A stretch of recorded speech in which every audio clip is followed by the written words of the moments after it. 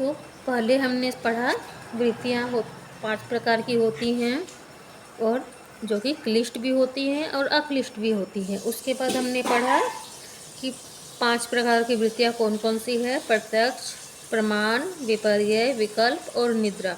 ये 5 प्रकार की वृत्तियाँ पढ़ी हमने। अब एक एक को देख लेते हैं। तो पहले चलते हैं प्रमाण वृत्ति की तरफ।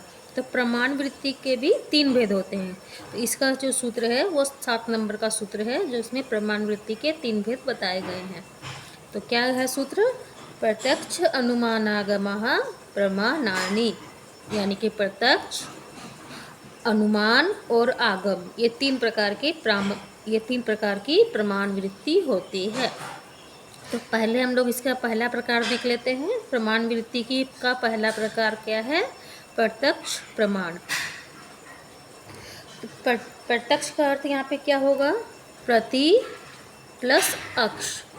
प्रति मतलब होता है सामने, और अक्ष मतलब होता है आँख, यानी कि हमारी आँखों के सामने जो होता है, और हमारी सभी इंद्रियों के द्वारा जो हम अनुभव करते हैं, जिस भी पदार्थ को आँखों से देखते हैं या कानों से सुनते हैं, उसको हम लोग क्या बोलेंगे? प्रत्यक्ष प्रमाण। हमारी जीवा के माध्यम से जो हम स्वाद का अनुभव करते हैं, है ना, अलग अलग तरह का स्वाद को अनुभव कर सकते हैं, बता सकते हैं कि क्या है, वो तीखा है, वो मीठा है, ये नमकीन है, या फिर वो खारा है, ऐसा बता सकते हैं, है ना। तो ये सब क्या है? प्रत्यक्ष प्रमाण है।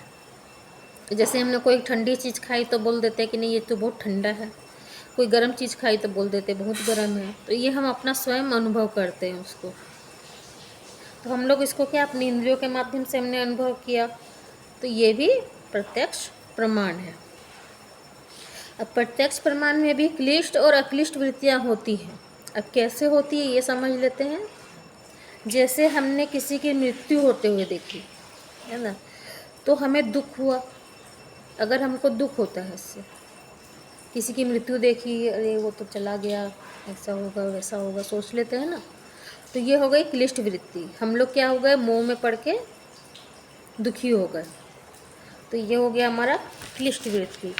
लेकिन जब हम यह सोचेंगे कि जन्म और मृत्यु अटल सत्य है, तो हमें इनसे ऊपर उठना है, ऐसे कर्म करने हैं जो हमें मोक्ष की ओर ले जाए, तब हमें क्या, कौन सा भाव आ जाएगा? वैराग्य का भाव आ जाएगा। और संसार के प्रति जो ये सोच है, वैराग्य का जो भाव हम में आ जाता है, वो क्या हो जाएगी? अक्लिष्ट वृत्ति। यानी कि ये हमारे योग मार्ग में सहायक हो जाएगी। तो वही अगर हम लोग उस दुख को पकड़ कर बैठ जाएंगे तो हम लोग योग मार्ग में आगे नहीं बढ़ पाएंगे। तो ये हमारे लिए क्या हो जाएगी? क्लिष्ट वृत्ति।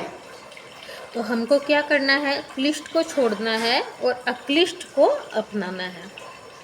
तो ये हो गया हमारा प्रमाण वृत्ति का पहला प्रकार, प्रत्यक्ष प्रमाण। अब देखेंगे दूसरा प्रकार।